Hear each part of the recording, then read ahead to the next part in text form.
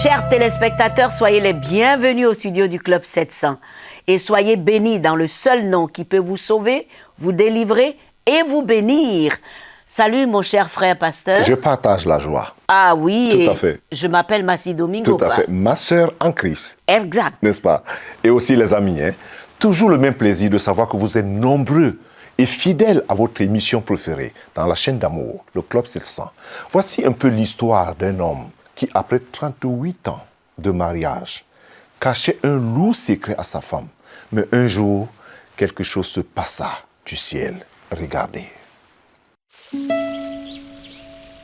Mary et Marshall Akers ont toujours aimé les promenades dans les parcs. Mais au cours d'une de leurs sorties, en 2006, Mary eut le sentiment que leur vie ne serait plus jamais la même.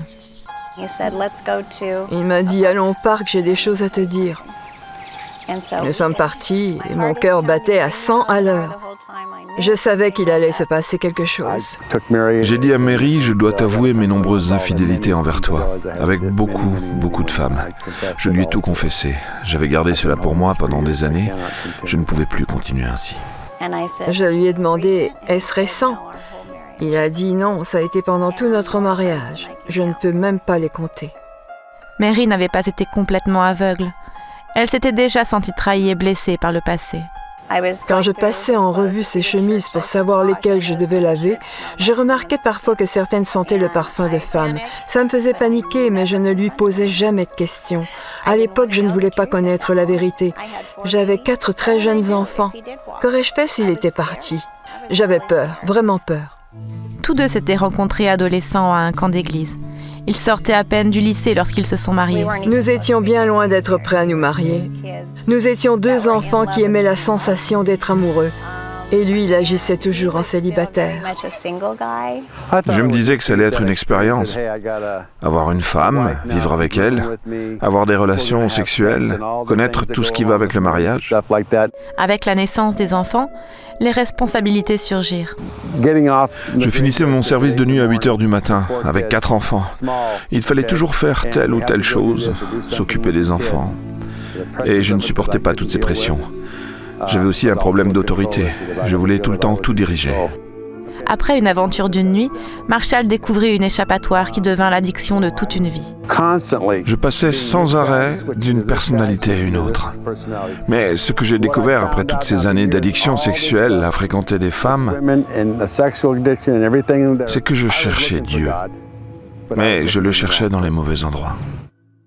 Pour sa famille et ses amis, Marshall conservait les apparences d'un homme chrétien engagé envers sa famille. Mais son mariage et sa foi venaient toujours en second lieu.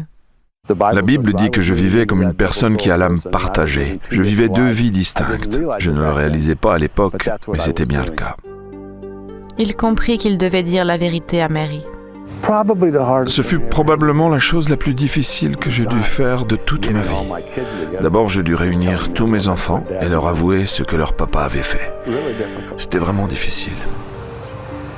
Je leur ai dit combien je regrettais ce que j'avais fait à leur mère, à eux tous. Ça a été extrêmement difficile. Ensuite, Mary dut décider de ce qu'elle allait faire. Ce serait l'épreuve ultime, non seulement de mon amour pour mon mari, mais aussi parce que je savais que si nous divorcions, l'ennemi provoquerait une réaction en chaîne qui détruirait notre famille. Et je refusais cela. Je préférais arranger les choses, me battre pour faire gagner notre couple, afin de pouvoir remettre l'ennemi à sa place et lui dire « ça ne se passera pas comme ça ». Elle savait qu'elle allait devoir pardonner à son mari. Plus facile à dire qu'à faire. J'ai écouté tous les sermons sur le pardon que vous pouvez imaginer. J'ai fait de mon mieux pour pardonner, mais au fond de moi, j'avais le cœur brisé.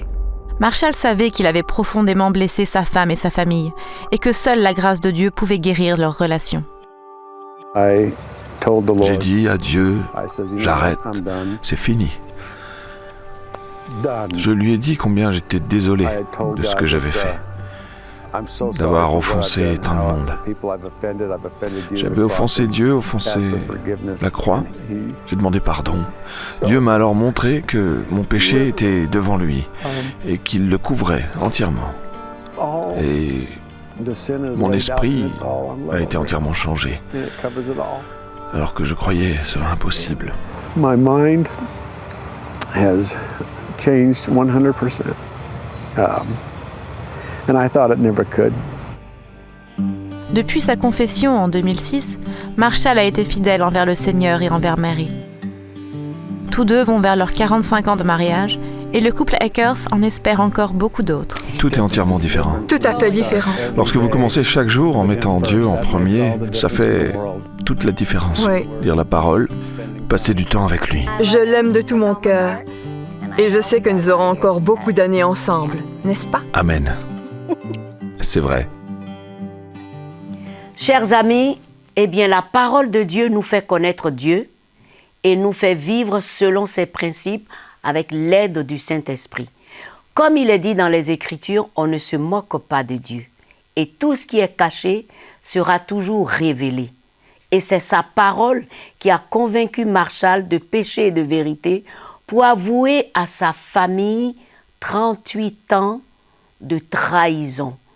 Vraiment, 38 ans d'horreur, 38 ans de trahison pour vraiment se dire, à cause de Dieu, je dois lâcher tout. Et Dieu merci, il a fini par mettre de l'ordre. Il a été convaincu par la voix de Dieu pour faire la volonté de Dieu. Vous qui regardez cette émission, il n'est jamais trop tard pour mettre les choses en ordre. Il n'est jamais trop tard pour enlever le masque du mensonge et de la trahison et de la tricherie. Il y a quelqu'un qui veut vous aider et ce quelqu'un qui peut vous aider à y arriver a un nom, Jésus-Christ. Et je voudrais prier avec vous maintenant. Seigneur Jésus, je me répands de toutes ces choses que je cache, de toutes ces choses qui sont honteuses et que je n'arrive pas à laisser. Mais par ta grâce, Seigneur, cela est possible. Pardonne-moi et libère-moi par ton esprit, afin que je sois digne de t'adorer en esprit et en vérité. Si vous avez fait cette prière, Dieu vous a pardonné parce qu'il est juste et bon pour pardonner vos fautes quand vous vous repentez. Je voudrais aussi apporter les foyers au Seigneur en demandant au Seigneur de vous restaurer et que le Saint-Esprit vous remplisse de l'esprit de pardon et que vous soyez débarrassés de tout esprit d'amertume, que vous soyez pleins de joie et de paix. Au nom de Jésus, soyez bénis. Amen. Merci Massi. Je crois que le message est passé et très fort. Mais ne nous quittez pas. À tout de suite.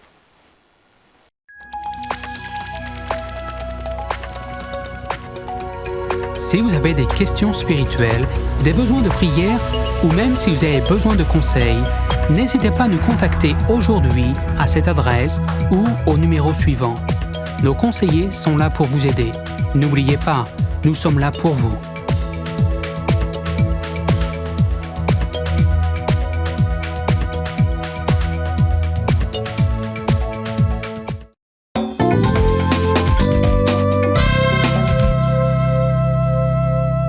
Bienvenue de nouveau au Club 700. Le jeune Brian, à 12 ans, se sentait tellement mal dans sa peau qu'il a préféré les gangsters de la rue pour devenir le plus terrible des meurtriers. Regardez. C'était la fête toute la journée. On se défonçait, on buvait, et en même temps, on devait faire attention à ne pas se faire descendre. On essayait juste de rester en vie. J'ai grandi à Los Angeles, en Californie. Les gangs faisaient partie du quotidien. Je regardais les membres plus âgés des gangs se défoncer ou boire ou venir faire des fêtes à la maison. Ils me donnaient à manger, ils s'occupaient de moi. Pour finir, je les aimais tellement que je voulais leur plaire. Vers 12 ou 13 ans, faire partie d'un gang était pour moi une question d'honneur. Quand les gens me voyaient, ils ne me voyaient pas seulement en tant qu'individu, mais ils voyaient le statut de mon gang. Ils avaient peur de moi et ils me respectaient. Mais c'est la vie de gang qui a déchiré notre famille. Mon frère aîné avait 15 ans lorsqu'il a été tué par un membre d'un gang. Moi, j'avais 14 ans quand on m'a tiré dessus lors d'une fusillade entre gangs. Ça a vraiment mis notre famille dans la rue. J'étais rempli de rage. Je ne pensais qu'à la vengeance. Un jour, j'ai manqué l'école et nous nous sommes promenés. Nous avons vu des graffitis d'un gang rival sur un mur et nous avons dit « Passons ce mur à la bombe, manquons-leur de respect ». Nous sommes allés chercher des bonbonnes de peinture, mais quand nous sommes revenus, il y avait des membres de l'autre gang dans la rue. Alors on a changé d'avis. C'était trop dangereux de sortir de la voiture. On allait partir quand quelqu'un a suggéré « Et si on leur tirait dessus ?» J'ai dit « Ouais, génial !» Nous sommes partis en trombe. Je n'ai pas pris la peine de regarder si quelqu'un avait été touché ou avait été abattu. Le lendemain matin, on frappe à la porte de ma chambre. Je pensais que c'était ma grand-mère qui voulait me réveiller pour que j'aille à l'école, mais c'était pas elle, c'était la police. Ils enfoncèrent la porte, m'ordonnèrent de m'allonger par terre me menaçant de leurs armes. J'ai été menotté et emmené dans le salon. Je me souviens de ma grand-mère, assise dans un coin, les larmes aux yeux et répétant « Mais qu'est-ce que t'as fait ? Qu'est-ce que t'as fait ?» Je ne savais pas quoi répondre. J'ai seulement baissé la tête en sortant de la maison. Ils m'ont mis à l'arrière de leur voiture et ont démarré. Le policier s'est retourné et il m'a dit « Regarde bien ces rues, mon garçon, parce que tu ne les verras jamais plus. » J'ai regardé. Il y avait des gens qui allaient en cours ou au travail. C'était une journée comme toutes les autres pour eux. Mais pour moi, c'était le commencement de la fin. J'ai été emmené au poste de police où on m'a coffré pour meurtre et tentative de meurtre. Environ un an plus tard, à 17 ans, au tribunal de Compton, le juge m'a condamné à la prison à vie. Et j'ai été enfermé dans une cellule individuelle de la prison du comté de Los Angeles. C'était fini. J'avais plus de futur. Je m'étais sacrifié pour mon gang. C'était comme si j'étais mort, bien qu'encore vivant. J'étais écrasé par la tristesse et le désespoir.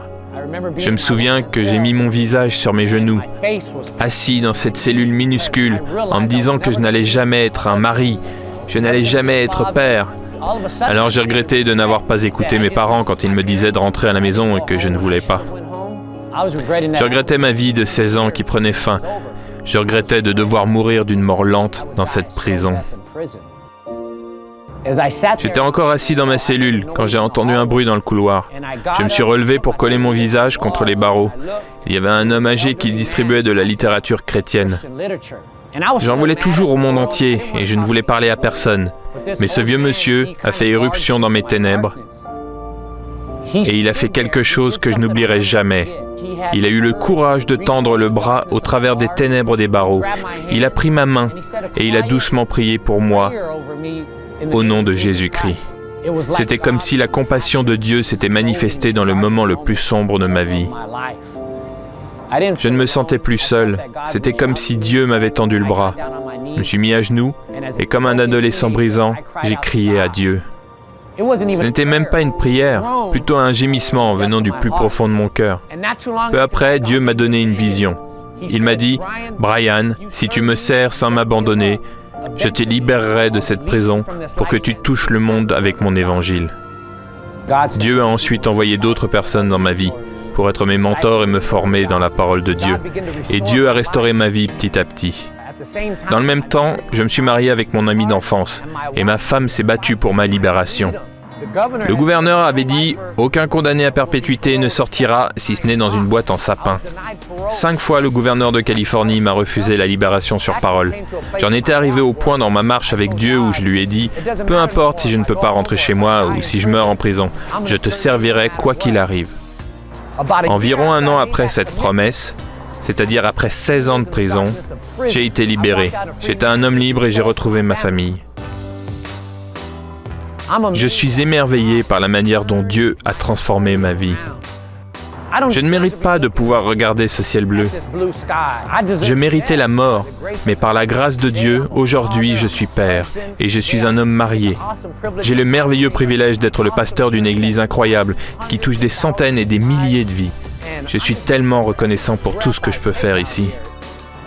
Dieu a transformé un jeune de 16 ans complètement désespéré pour lui donner une vie d'espoir, une vie qui a un sens.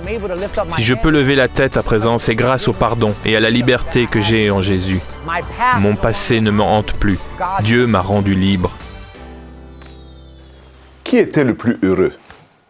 Je voudrais croire que c'est avec foi et beaucoup de bonne volonté que nous faisons tous nos efforts, avec tous les moyens possibles, pour être heureux.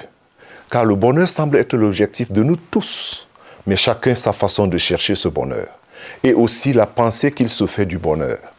Dans 2 Rois 5 se trouve l'histoire d'un homme très estimé par son roi et le peuple, un homme puissant, riche. Il avait délivré son peuple pendant la guerre, et ainsi il avait acquis une grande réputation dans son pays. Son nom, c'est Naaman. Et dans ce même pays, et dans la même maison de cet homme, il y avait une jeune petite fille, sans aucune réputation, aucun appui humain, même pas son nom n'est pas connu. De plus, prisonnière, esclave et servante de la femme de Naaman. Elle était ramenée comme butin de guerre d'un pays étranger. Mais qui des 2 personnes était le plus heureuse? Je pense que pour plusieurs, la réponse est Naaman. Mais non, car il y a un petit détail concernant cet homme puissant et estimé de tous, car il est dit qu'il était lépreux. La lèpre est le symbole de la malédiction. C'est la souillure et la marque d'une malédiction profonde. Sous ses beaux habits d'un grand chef militaire se cachait quelque chose qui le rendait malheureux, triste et honteux. Dans cette apparence extérieure se cachait un cri et une douleur et une honte de toute une vie. De plus, Naaman ne connaissait pas le Dieu qui sauve et qui guérit. Alors il cachait sa souffrance et l'endurait seul, comme plusieurs, comme toi peut-être. Mais où était la solution et la réponse? Elle se trouvait tout simplement sur les lèvres de cette petite jeune fille, sans aucune réputation ni appui humain. Elle connaissait le Dieu qui délivre et qui guérit. Est-ce que tu connais le Dieu qui délivre et qui guérit? Je voudrais te conduire dans ce chemin maintenant, comme pour Naaman. Je voudrais que tu dises après moi cette prière. Seigneur Jésus, je reconnais que je suis un pécheur. Tu n'as pas besoin de cacher ton péché, il le connaît. J'ai péché contre toi dans mes pensées, dans mes paroles et dans mes actes. Moi aussi, je suis comme Naaman. Et je cache mon péché. Mais devant toi maintenant, je viens, Seigneur, te demander pardon. Et je t'invite dans ma vie, Seigneur. Viens dans ce cœur malade, profondément malade, et guéris mon cœur. Fais de moi ton enfant. Et je te reçois maintenant comme mon Seigneur et mon Sauveur personnel. Amen et Amen. Je suis tellement content de savoir que tu as fait cette prière. Que Dieu te bénisse et bienvenue dans la maison de Dieu, n'est-ce pas? Ah, merci pasteur. Amen. Amen. Si vous avez prié avec le pasteur, faites-nous savoir cela. Partagez le témoignage avec nous. Nous serions heureux de savoir que vous êtes dans la famille de Dieu. Soyez bénis, à tout de suite.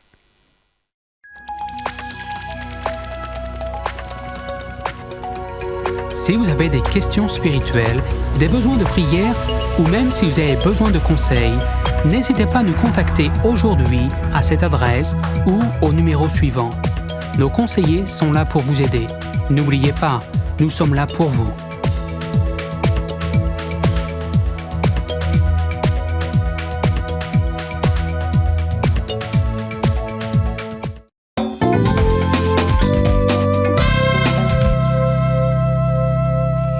Merci pour votre fidélité. Bienvenue de nouveau au Club 700. Voici votre rubrique préférée, les questions-réponses.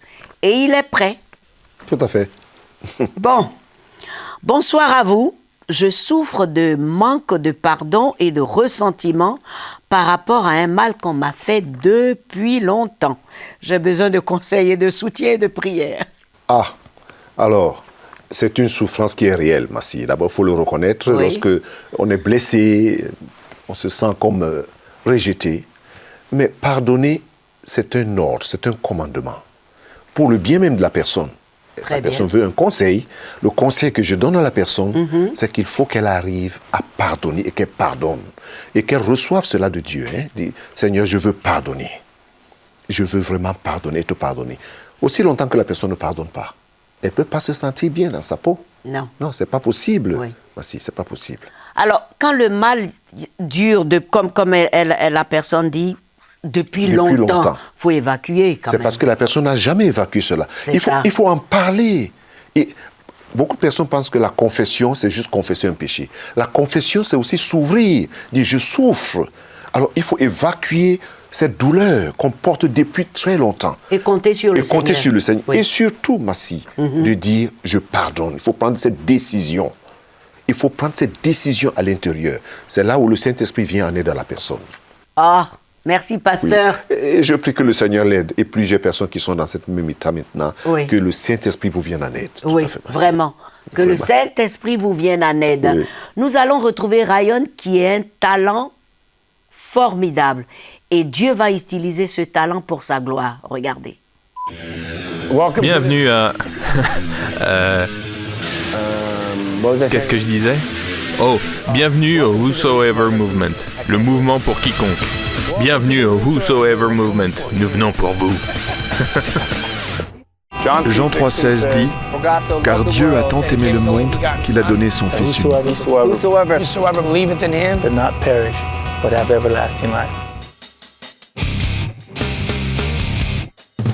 C'est un mouvement qui permet à des gens du monde entier de refléter Christ et le christianisme. Il y a des gens qui sont cyniques quant à la religion, qui ne veulent rien entendre du christianisme. C'est parce qu'on ne leur a pas donné une bonne représentation de Christ. J'avais touché le fond et j'ai crié à Jésus. J'ai dit « Jésus, aide-moi s'il te plaît. Est-ce que tu existes? J'ai besoin de toi maintenant !» Si vous regardez vraiment ce que Jésus a prêché, « Aime ton prochain comme toi-même », il ne parle que d'amour. Paul dit « Si vous agissez sans amour, vous êtes juste une cymbale bruyante. Grâce à l'amour, vous pouvez avoir des conversations naturelles. Et quand la conversation se portera sur Jésus, votre amour ouvrira les portes du ciel pour les autres. » J'étais arrivé à un carrefour dans ma vie. Je me demandais si je devais revenir dans le monde du skate, vivre pour moi-même, gagner de l'argent et faire selon ma volonté. Ou bien devais-je faire selon sa volonté? Ma volonté ou sa volonté?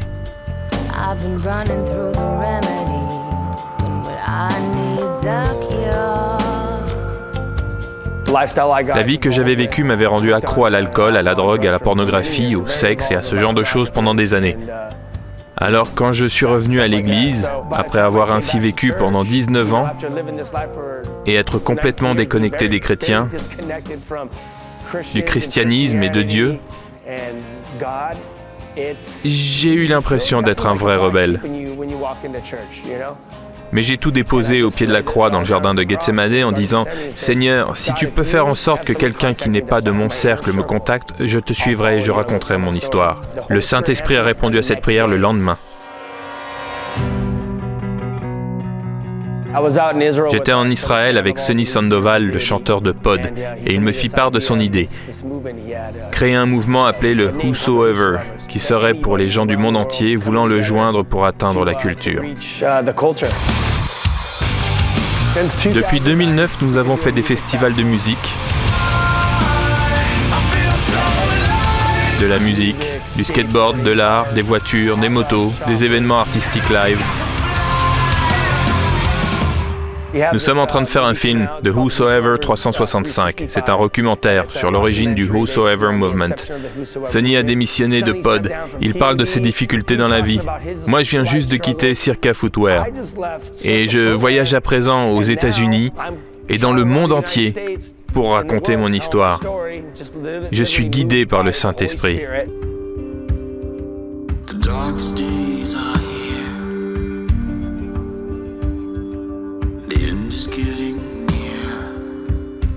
Ce mouvement est pour la jeunesse du monde entier.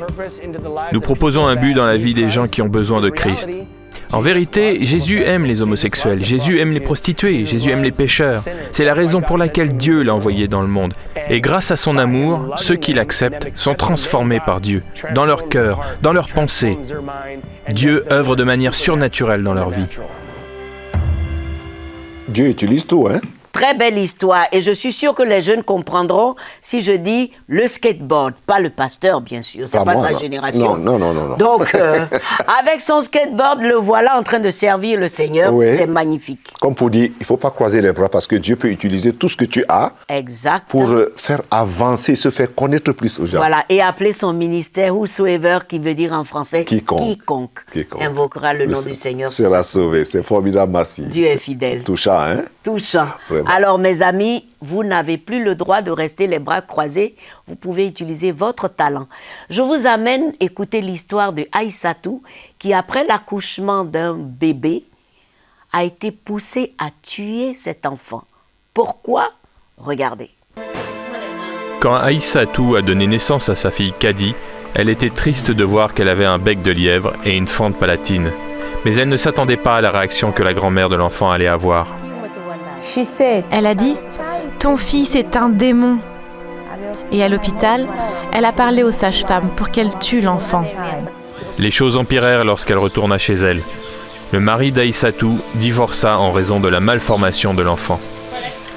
Après le divorce, sans argent pour pouvoir quitter la famille, mère et fille furent forcées de vivre en recluse. Et même si Aïssatou lavait le linge des autres pour quelques dollars par semaine, il ne lui restait rien pour une intervention chirurgicale. C'était très dur. Souvent, nous n'avions pas à manger.